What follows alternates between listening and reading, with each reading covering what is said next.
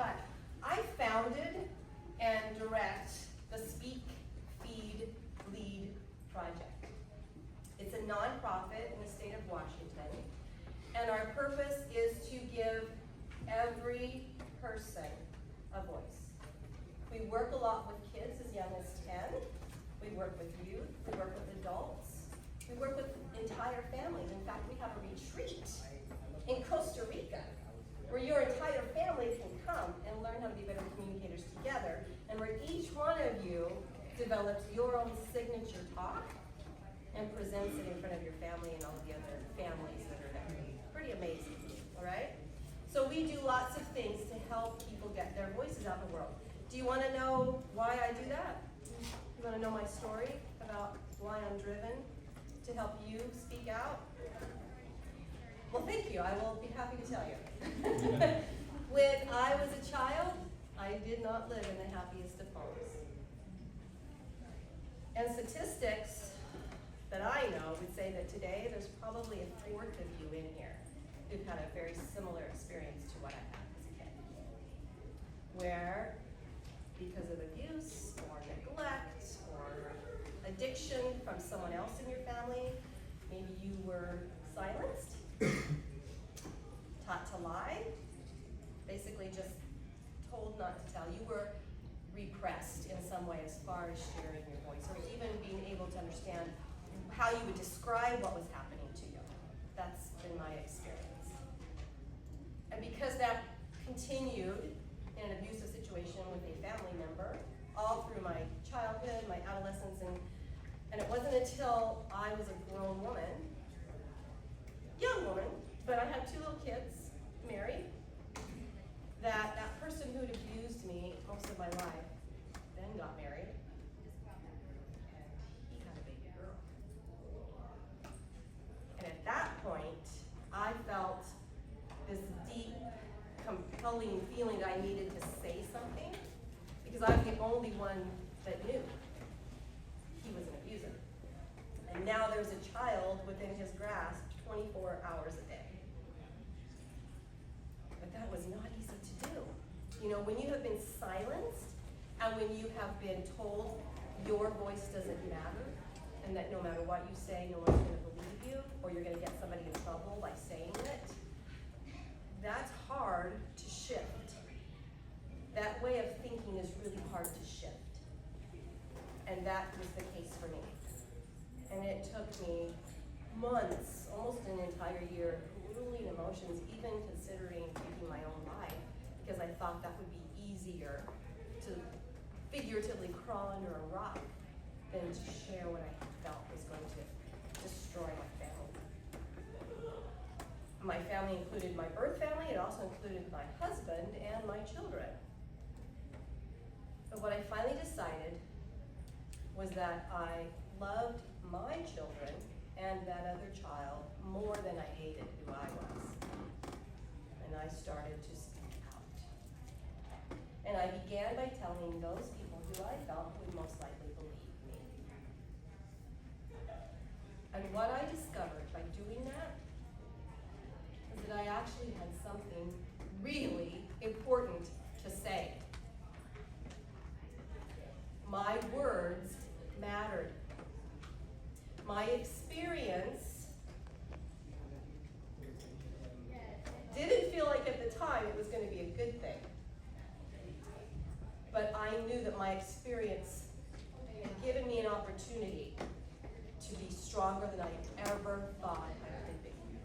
And you know, during that almost year of those grueling emotions, there was this little voice inside of me that always said, if you get through this, you will be really strong. And I wanted to be strong.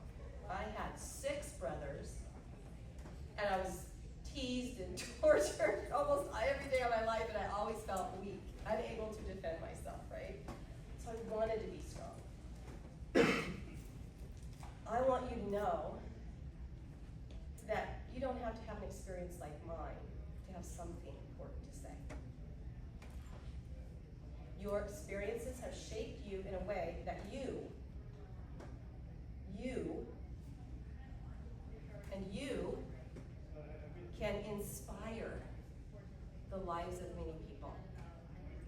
When I spoke out to save that little girl who was in danger, I saved her life.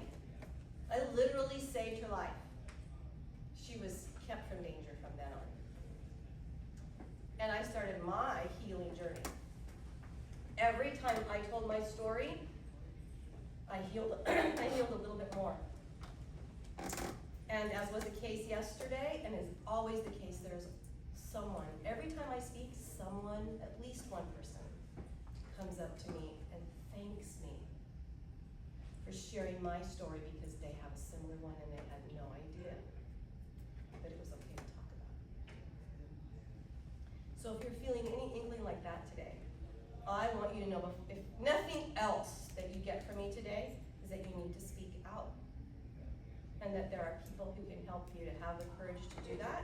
And that there are ways that will help you prepare to get to the point where it just has to be done. And I know that when you do, that's when your power, that's your superpower. You put on your cape and you can do anything. That is absolutely true. So, when it comes to TEDx talks, how many of you have ever considered giving a TEDx talk? You must have considered it because you're here.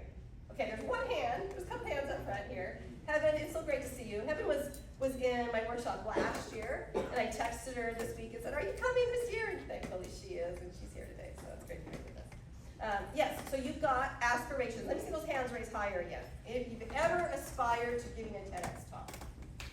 Excellent. Okay, why would you want to do that? How many of you that have had your hands up, or anyone else, have you seen a TEDx talk that has particularly resonated with you? See some heads nodding. Let's see some hands so I can easier see. A TEDx talk that has resonated with you. Okay, does anyone want to shout out what the subject matter was of that TEDx talk? Just shout it out. Okay. My biology teacher did TEDx about burnout. And mental burnout? Yeah. Okay. Excellent, because you knew the speaker or because the message resonated? Okay, perfect. Thank you for sharing that. Excellent. Okay, anyone else? Yes? I saw one on like being okay with mediocrity. Nice. Does that kind of validate? Yeah, and then you don't need to be like the best at every single thing ever. Absolutely. Great message, right? That resonated with you somehow. And I'm sure that it resonated with a lot of people. Because, let's face it, we have pressure put on us to be the absolute best. If not one thing, several things. Everything we do has to be perfect, right? No. That's just somebody's standard. Okay, did I see another hand up here? Yeah. I saw one of a model talking about like the sexism in the clothing industry. Okay, a model talking about sexism in the clothing industry. Interesting. Yeah. Okay, yes, in the back. What about procrastination? Oh, did you watch it later on, or did you watch it? Procrastination. I don't know about you, but I have problems with that. I procrastinate a lot. So it might be nice to hear a speech about that. Well, how do you think these people that deliver these varied subjects, how do you think they got to that point? How did they get on that stage? And why would they want to do that? It's a rhetorical question, but I'll take an answer. What do you think? I think it's just a topic they cared about and wanted to spread around. Okay, excellent. And he said a topic they cared about and wanted to spread around. That's actually TEDx's little tagline is ideas worth sharing or spreading. Maybe it's ideas worth spreading. Yes? Maybe somebody else told them or like talked to them about that, or they went to a TEDx thing. Okay, cool. So today you're at a TEDx thing. Today someone's going to tell you how important it would be for you to give a TEDx talk. And maybe that's going to spark you to want to do that. Okay? Well, TEDx started as TED. You've seen an actual TED talk? I don't know how many years ago, it's been decades now, but this was devoted to people who were geniuses, considered societal geniuses, right? They had invented something, they had started a company, people like Bill Gates, Warren Buffett, those types of people were giving TED Talks. And they had to be invited. It was happening in New York City. I want to say it was either NYU or Princeton, some big university there, okay? And they were 20, 30-minute talks by these brilliant people, okay? Then people started saying, company. I haven't invented anything, but I have an idea that could really change the world. How do I get on that stage? Well, I don't know exactly how it went down, but I'm assuming that at some point, somebody in the TED organization said, you know what?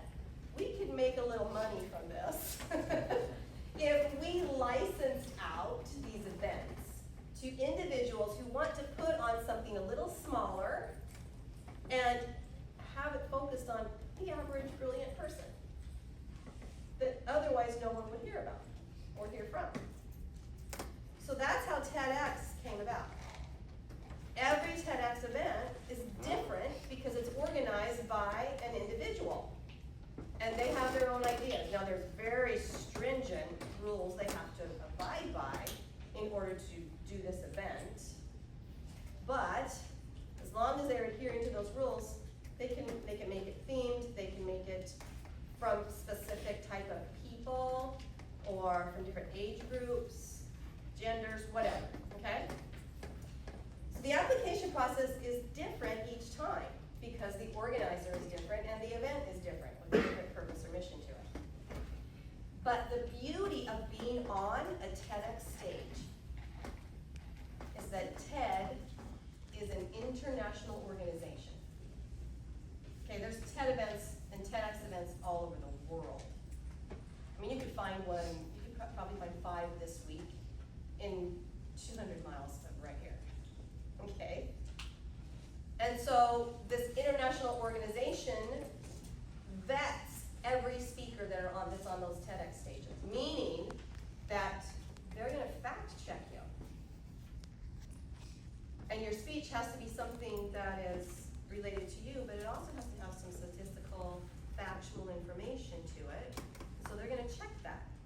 And you actually have to turn in a script in the application process. You have to know pretty much what I'm gonna say and the resources I'm using to back my idea, okay? Well, because they've done that, if they publish your talk on YouTube, which is where you can find them all, if they publish your talk, what that international organization is saying about you, he or she's an expert. He or she's an expert in procrastination, in sexism in clothing, in, what was your biology teacher talk about? Burnout, mental burnout. Okay, that's an expert now.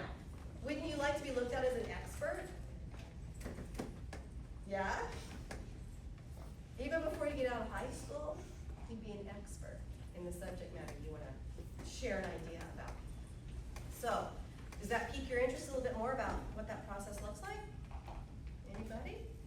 Okay, because it's challenging, and yet at the same time, it's fulfilling. And I have a couple of speakers here with me, one that's working on second TEDx talk, one that's working on their very first TEDx talk, and one who's probably going to do it in the future that hasn't been decided yet.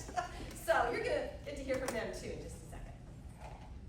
TEDx talks are very different from other speeches or workshops you might give. You know what a keynote is, right? Did you have a keynote at the start of this conference? Did someone were you all together somewhere in a ballroom or whatever and you had a keynote speaker that started the event?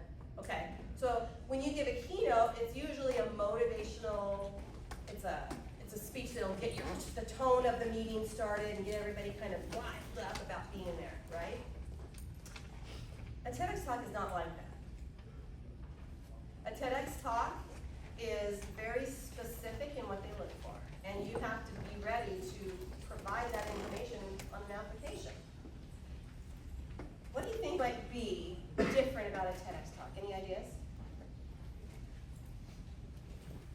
Yeah, hand in the back. What's your name, by the way? Because I appreciate your engagement. I'm John. John, nice to meet you. I'm Jackie, and I have a twin brother named John. So I will likely remember your name. What do you think is what was my question? What's the first thing that you look for in giving a TEDx talk? It's probably mainly informational Okay. instead of inspirational. It is. I would say mainly informational is correct, but they do want some bits of inspiration in there as well. Okay? And the informational part comes through your personal story. So, there are 3 main elements of a TEDx talk. One is a problem. There's no problems in the world, right? There's nothing really to talk about there. Everything's great. Okay, so a problem that you are emotionally connected to. What do I mean by that? Well, my TEDx talk was about how we can prevent child abuse through better communication. Do you think I had credibility to talk about that? Do you think I had emotional connection to that subject? You bet I did. And that's the first element of a TEDx talk is a problem. The problem for me was that too many children are shut down inside of the families that they're supposed to completely trust because communication isn't happening properly. Okay? There was a point in my adolescence when my mom must have suspected something was going on with me. And in my room one night, she sat on the edge of my bed, and I'm thinking, we're gonna have a heart-to-heart. Maybe this is an opportunity for me to tell her. But you know what happened? She asked me a question, which is a good thing, but she asked me a really bad question. She asked, Jackie, is there anyone doing something to you that they shouldn't be? No, she said, are you letting someone do something to you they shouldn't be? Are you letting someone do something to you they shouldn't be? Okay, the way she worded, are you letting, meant, it's my fault. This is my fault. I'm not gonna tell her. I'm ashamed of that. What an awful person I am. Why would I wanna admit that? Okay, so there was a breakdown in communication. So that's what my talk was about.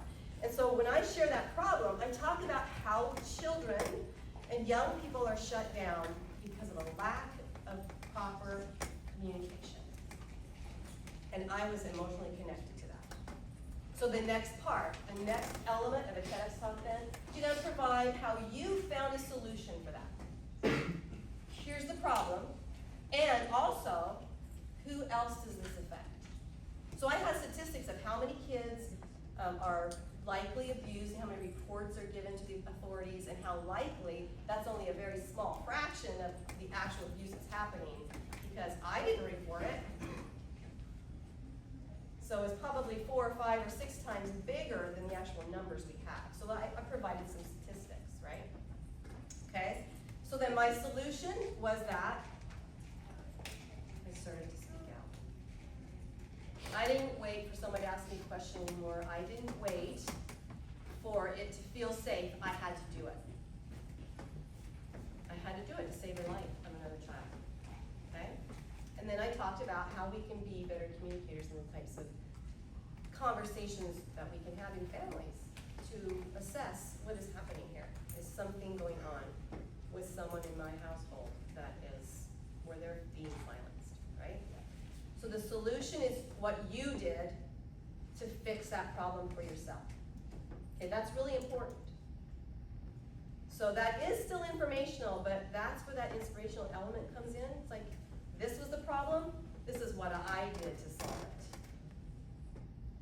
And then what do you think might be the third element of a TEDx talk? Problem, solution, then what? Over here. Call to action. Call to action. There's always a call to action in every speech, right? But this call to action is, hey, if I can do it, if I did it this way, you can do it this way too. And it really just needs to be one problem, one solution, and one idea worth spreading. The idea worth spreading. How do you talk to people?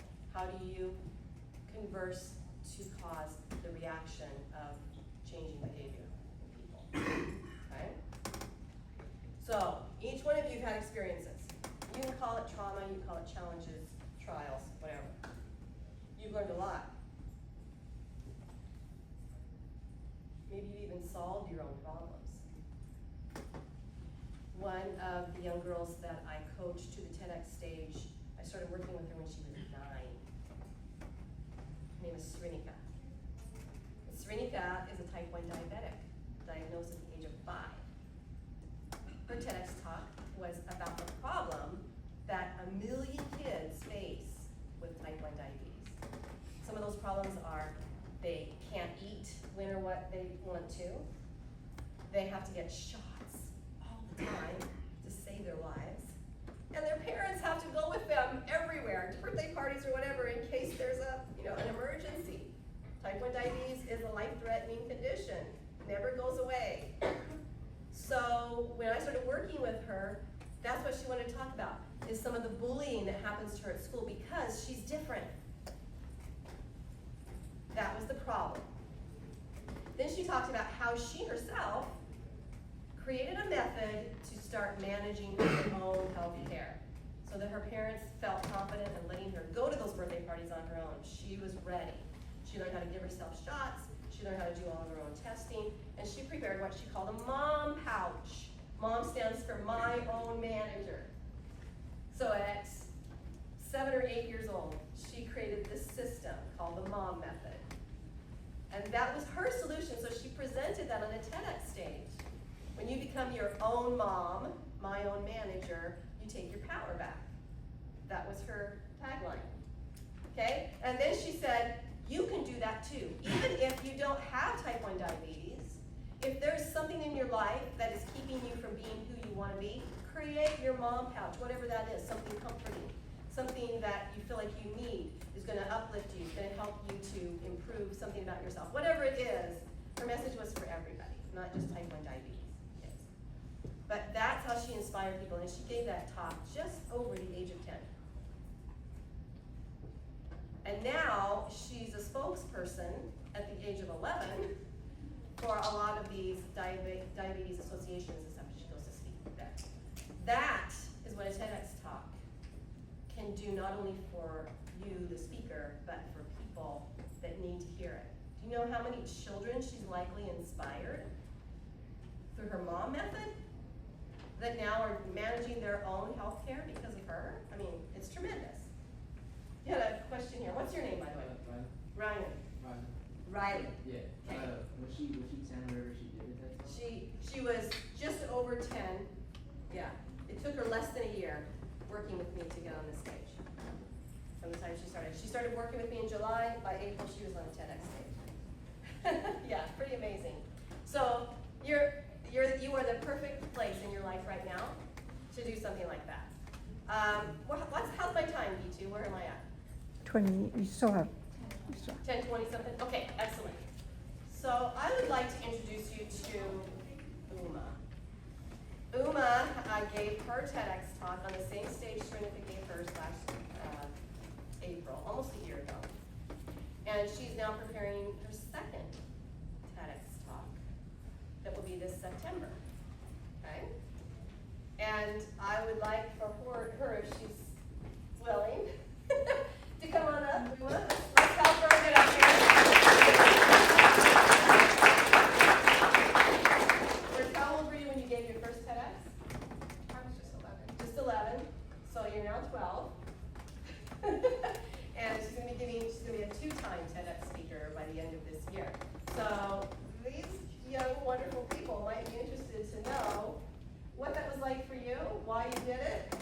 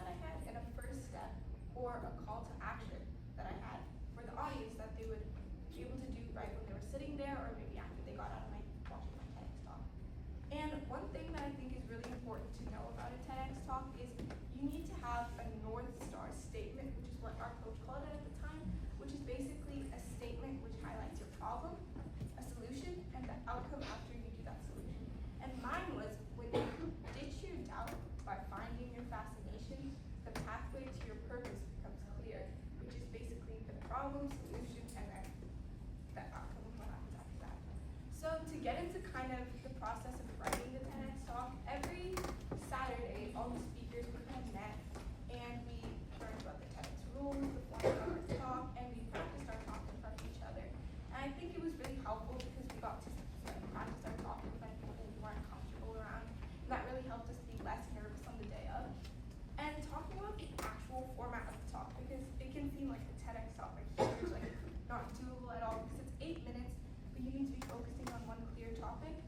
The format is actually pretty simple. Basically, you have to have an opening statement, which opens your topic, and then a problem connector, which connects your opening to the problem. A logic ladder, which is what she called it, and that's basically kind of how you realized you were going through this issue, or you saw someone else going through this issue. And then your solution statement, which is just be a short statement about how you solved it for yourself, and then a first step and a closing statement. And so yeah, I prepared my talk. There was first draft, second draft, third draft. There was a lot, and I memorized it kind of as just going along as I practiced it. And then came the actual TEDx talk. As the first rehearsal came, I thought I wouldn't be nervous at all, but on the day of, I was so nervous I can't even explain it. I was backstage.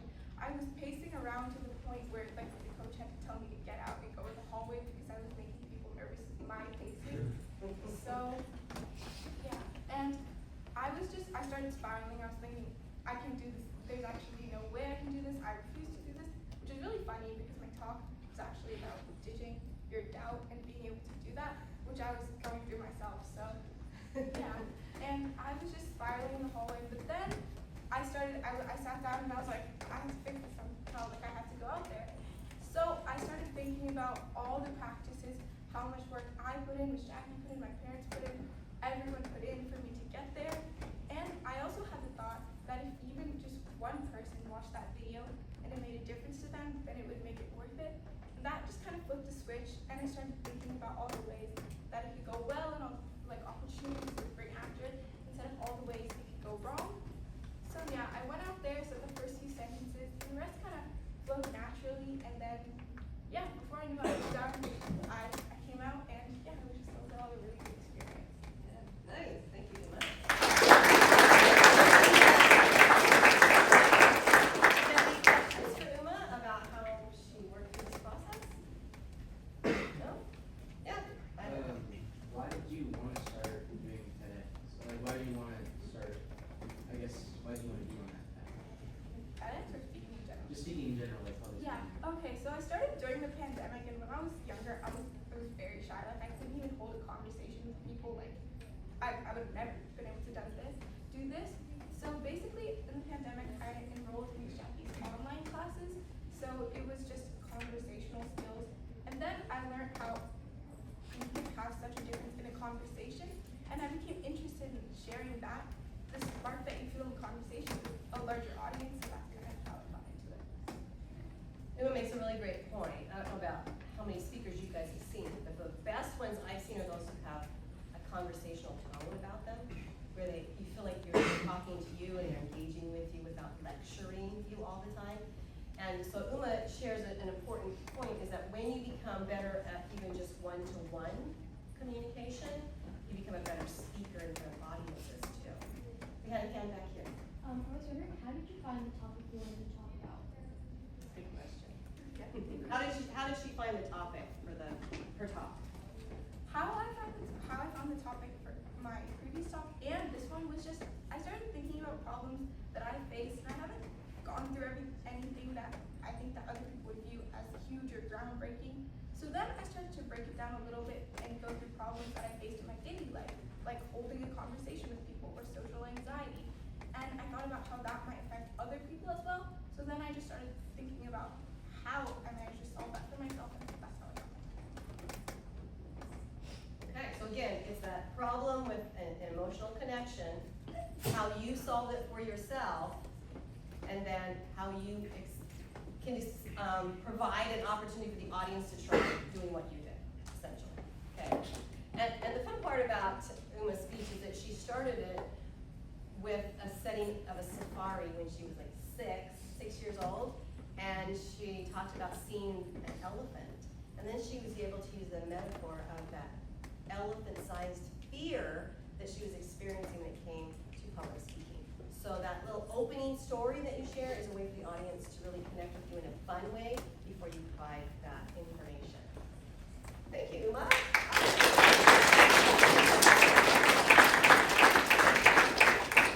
And Tanushri, she's actually working right now on her first TEDx talk that she will be giving in September. I know she's a little bit nervous. This might be the first big audience she's got a chance to stand in front of.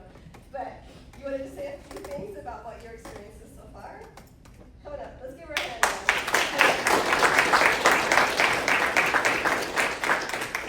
So what do you want to say about your experience so far in preparing a TEDx talk? So my experience right now in preparing for a TEDx talk is the idea of a TEDx talk, it sounds kind of scary, but when you break it down, I feel like it's not as scary. And what I mean by that is it feels kind of scary to talk on stage in front of a lot of people, but when you break it down, it's just like, oh, you can just inspire so many people, and then to me, it doesn't sound as scary. Nice. And I think what she can clarify here too is when you know your message, it takes away a lot of fear, right? Yeah. When you hone in on what is it I can say, the confidence just goes up by huge amounts. Because now you realize this is exactly what I'm meant to do. This is my unique message. I'm the only one that can give this, right? And that adds a lot of confidence. Would you say yes? Yeah. Okay. Yeah. Excellent. And how old are you, Tanisha? I'm 12. She's 12. Okay. So again, another example. She's just starting out. She's only worked with me for 2 months, I think. Yeah. So Tanushri is part of our clubs. We have a weekly club called Speakable for youth to just come and have fun. We do some improvisational games and that kind of thing. And she also belongs to 2 masterminds that we have with groups of youth. And then she's also a personal one-to-one coaching client. So she's getting all of it, and she's going to be a TEDx speaker by the end of the year. So we're excited for that. All right. Any questions for Tanushri? Question here? Was there a specific TEDx video that might have inspired you? Yes, so there was this video about this guy, and he was talking about how him doing one small thing for someone, it made such a big difference to that person. I'm pretty sure it was this girl's first day of college, and he was giving out these lollipops, and that girl, she was very nervous, but his one kind act, it really, it just made her day, and she wasn't as nervous about going into college. Thank you. Cool. Evan? Was there a big event you were there that inspired you when you did it? She knows about a big event in Tanushri's life that might inspire this action. I would say no. It's okay. This is about, if it feels the right answer, that's the right answer. But that's a good point, is you don't need to have, I hope that you don't have an abusive relationship like I had. You don't need that to get on a TEDx stage and have a message, right? Your life doesn't have to be tragic. But there are experiences you've had where you inspired other people. Maybe it's just a friend. Maybe it's a family member. One of the young people that spoke last year, Samuel, he was from England, and he was 15 when his family decided to immigrate here to the United States, and his talk was about what it's like to uproot everything you've known in your life and start over with one suitcase. That's all he could take. Anything he owned had to fit in one suitcase, and move to an entirely new country. Granted, he moved to Hawaii. Okay, that's pretty nice. But talk about an amazing culture shock. From Manchester, England to Honolulu, Hawaii. At 14 or 15, that was big. So that's what his talk about was. It wasn't anything that he'd been harmed with. It was just, kids are doing this. These are many families every year that are migrating to different places. How do you do that? How do you start over again? What do you do to find your place, right? So, you have a TEDx talk inside of you. You can be the expert of that, okay? Thank you, Tanushri.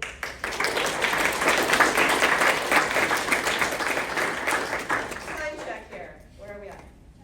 35 minutes. 10:36. All right. I'm going to have you do something really quick. I'm going to bring Ryan up here in a second, but really quickly, If you are interested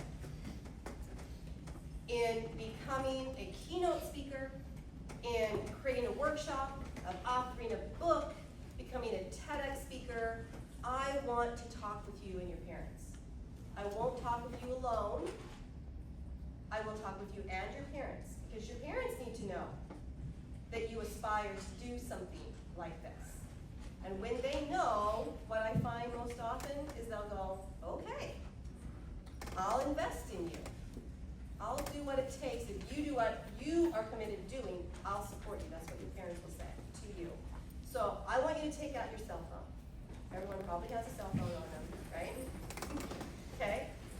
And I want you to type in Jackie Bailey, Jackie, Bailey. This is into a search engine. Yep, Jackie Bailey 360.com. What's going to come up, hopefully if your Wi-Fi is working, what's going to come up is a video. Yep, International Conversation Coach, and there's a video that pops up. Uma's in that video. It's a little bit of a spiel about those speakers that spoke last April. Okay, so you can watch that later. But if you clear out of that video, and then you'll see in the upper right corner it says Contact. I want you to click on Contact. If you're seeing that. And then you might have to scroll down on that next screen where it will say Save Contact. I want you to save my contact in your phone. Okay? I'm not taking this information unless you give it to me. So I want you to save my contact. You might have to create a new contact, but do that. And then what's going to come up next is my name, my website, my phone number. I want you to send me a text. Click on that text icon, or message icon it might say. Click on that. You're going to send me a text right now, and your text is going to contain your name and your email address. I already have your phone number because it will come through on text. So send me your name and your email, and then I want the name of one of your parents, the one that you think will be most likely to say yes, and their phone number or email, okay? That way I can contact all of you. We can get together and let's figure out what the steps are to make this dream come true for you before you get out of high school. It's possible, okay? So everybody work through that process, okay? Any questions? Okay, I want to see those texts come through, all right? And then you can come to my booth, which is on the second floor in the Regency Ballroom. Come by and let's chat a little bit more if you want to. Now there's a couple other things I want you to do too. Uma is considering partnering with me to do a workshop about how to be a TEDx speaker this summer in this area. So when you send that text, or the next text you send me, if you send camp, send me text. If you've already given me your information, send camp. If you haven't already given me information, but you're interested in a camp about how to be a TEDx speaker, it would be half day, 5 days in a row in this general area. Okay, if you're interested in that, give me your name and your email address, just like before, but then put camp in the text. And then come by the booth and we'll give you a flyer that she's created. You want to hand up, show up, or show what you got there. It's a tip sheet, 10 tips for getting on a TEDx stage, okay? So we're going to give that to you if you're interested in coming to our camp. We'll talk about that a little bit more. Okay? Any questions about that? Okay, well, as I mentioned before, speaking with a conversational tone is what I see the best speakers do. Ryan, I met just 2 weeks ago at another event, the National Alliance of Mental Illness, and he decided that he wanted to work with me for a different reason than giving a TEDx talk or being a keynote speaker. Ryan, we have a few minutes. You want to just share? Come on up and share why you felt you wanted to have someone to help you with a problem, a situation. All right, let's go for Ryan. Hey everyone, I'm Ryan. I'm one of Miss Bailey's coaching students, and like she said, we met like 2 weeks ago around then, and I saw her booth, Speak Feedly booth, and I approached her and I said, hey, I suck at small talk. I want to be able to connect more with others, whether that be my friends, family, or strangers. Can you help me with that? And she said, yeah. So I messaged her, and now I've done only like a couple coaching sessions, and I've learned some valuable things. One of the most important lessons I think I've learned so far is that there aren't any shoulds in conversation. I don't have to feel like I should say something in a conversation. I shouldn't feel like I should start a conversation if I don't want to. And now because of that, I don't say anything inauthentic. I only speak when I want to speak, and that's personally helped me a lot, especially since I've dealt with a lot of social anxiety throughout high school and even at the beginning of college.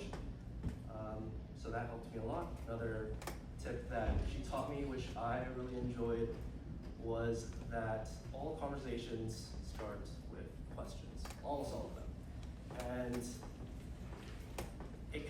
it's really tempting to start any conversation with, how are you doing? But that is the most boring conversation starter, because what people will always say after that is, I'm good, how are you? And so a more interesting option would be, hi, have you been doing anything fun lately over the past week? Have you been doing anything interesting over the past week? And if you ask that question, people are more likely to engage and more likely to spark more conversation because of that. Excellent. I didn't mean to interrupt, Reed. Yeah, I'm done. Okay, thank you, Ryan.